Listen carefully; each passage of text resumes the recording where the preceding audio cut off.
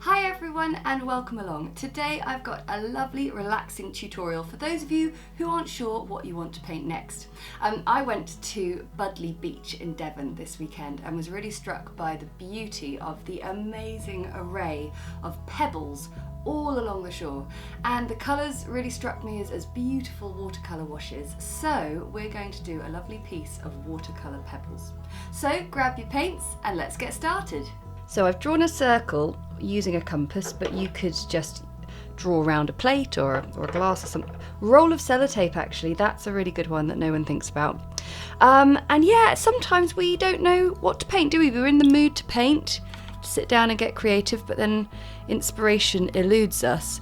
And yeah, I had one of those sort of flashes of inspiration walking along the beach.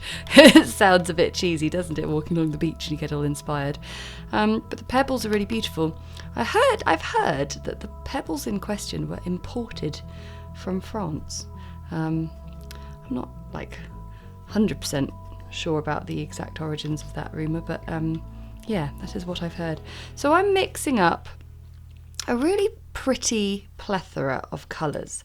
There's pink in there, which is a bit strange, permanent rose.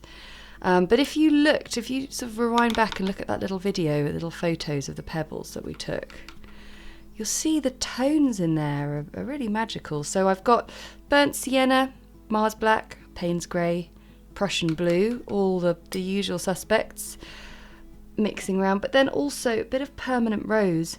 You can see just that is so lovely. So what we're going to do is we're going to be painting pebbles, but we're going to be also using some fun wet on wet watercolour techniques. So don't overthink it. This is a fun, relaxing one, and I'm not going to overthink it either. We're just going to go for it. But the key thing is what I'm doing whilst I'm chatting to you is I'm essentially waking up my colours, getting little swatches into my palette so they're ready, and I'm probably also just a little bit intimidated by my blank page, so I'm just sort of stalling a bit. But here we go, size 4 pointed round brush, and I'm going to begin painting in some very sort of pale translucent pebbles,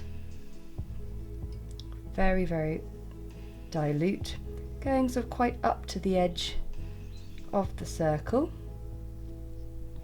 And what I'm going to do is I'm just going to drop in different colours to start off with.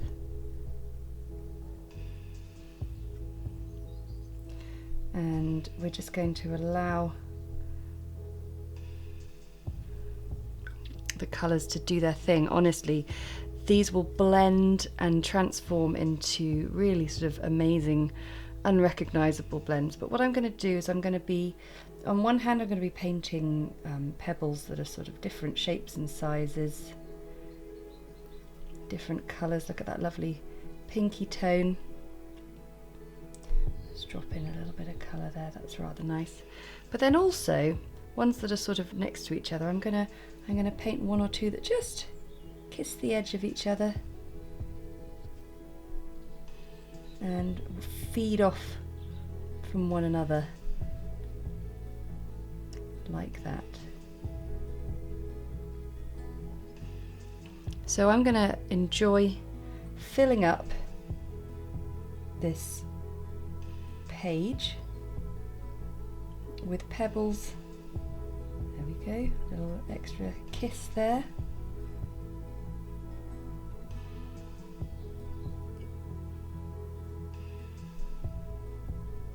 Pebbles of different shapes and sizes, lovely and translucent.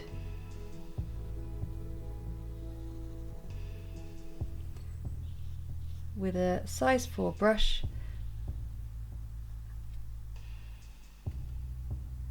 just using these colours and enjoying the process, and then we'll see what we've got at the end.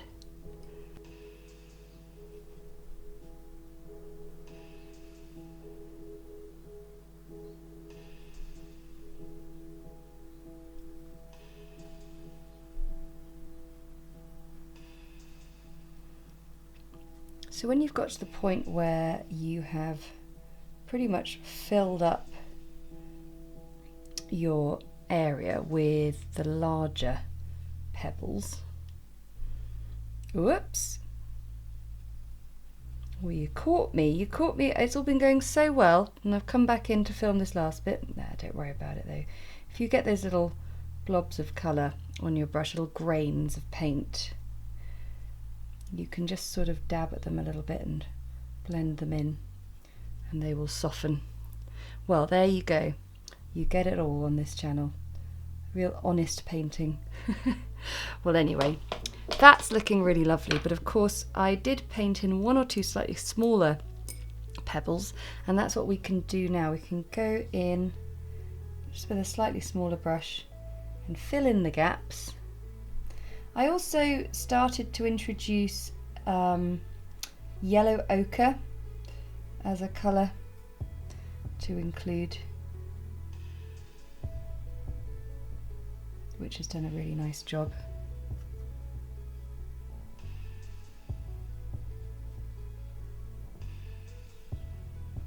You don't have to have a little pebble in every single gap, but it is nice just to find spaces, especially on the outer edge. We want to try and get this circle as complete as possible. And look at that first one, how lovely is that blend? It looked quite severe, didn't it, at the beginning, but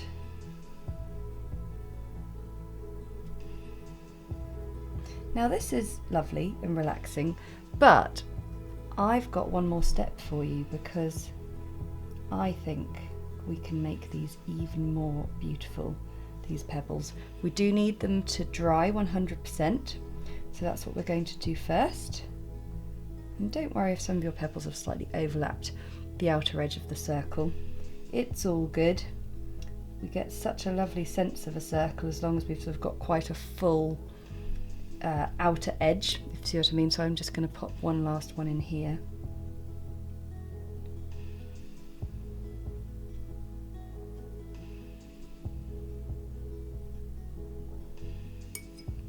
And of course you keep seeing little spaces that could just do with a little one there, a little one there. Okay, Harriet, I think that's it. Okay, let's let this dry. So it's all completely dry, and I've also rubbed out the pencil, and it looks absolutely lovely, but you can see everything dries quite a lot lighter. And what I want to do is, I've seen pebbles also on the beach, the ones that have those lovely little sort of white stripes across them, but of course it's never entirely white, it's normally just a really nice pale colour. So what we've sort of done, what we're going to do rather cleverly, is we are going to use this layer that we've just painted in to actually be the lighter base layer for some of these pebbles. So let me explain what I mean. I am going to paint over another layer,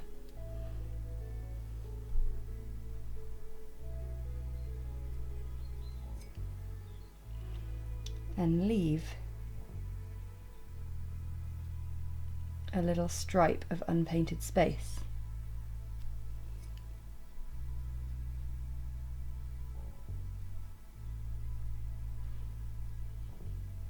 And whilst it's still wet, just giving the edge a little bit more detail. Now I'm not going to do it to every single one, and we're going to keep changing up our colours as well, but I think this could be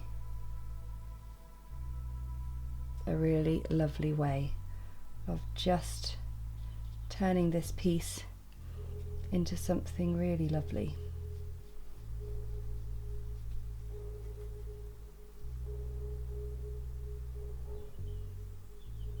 I think the key thing is to make sure that at the edge of the pebble the line curves away and maybe gets a little fainter, oh not fainter, a little thinner, beg your pardon.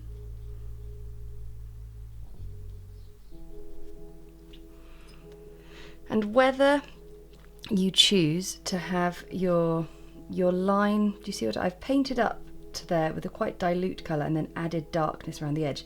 Whereas with this one, I painted the line against the unpainted edge with quite a strong colour. It's down to you really. Let me explain again. So we've got quite a dilute colour there, and we're just adding water, getting it to the edge, but it's at the edge where I've decided, oh yeah, I'm going to add a bit more darkness. Then I clean off my brush, and yeah, I'm painting in that line, quite dilute.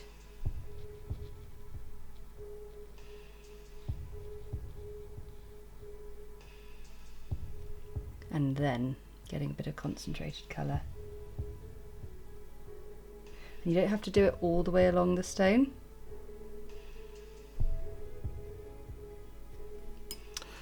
But yeah, isn't that fun? It just makes it just a little bit different.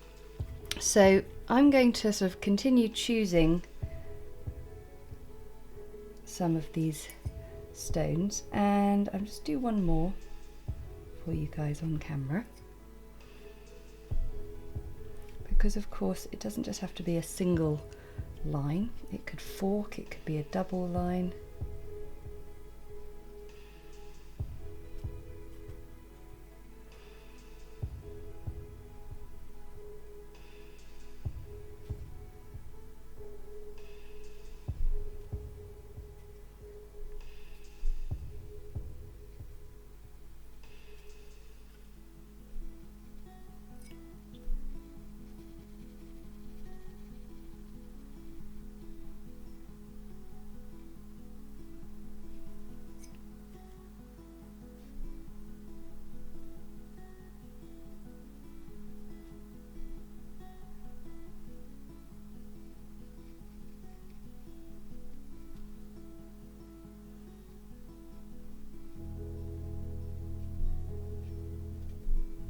So I find this quite an addictive thing to paint, and I think if you're feeling uninspired but you want to get creating, this is a great first project to sit down to do, a stepping stone if you will, if you excuse the pun.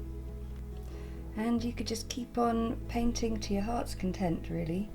One or two things I enjoyed doing in the process of this was maybe every now and then having two that had a line that seemed to sort of connect.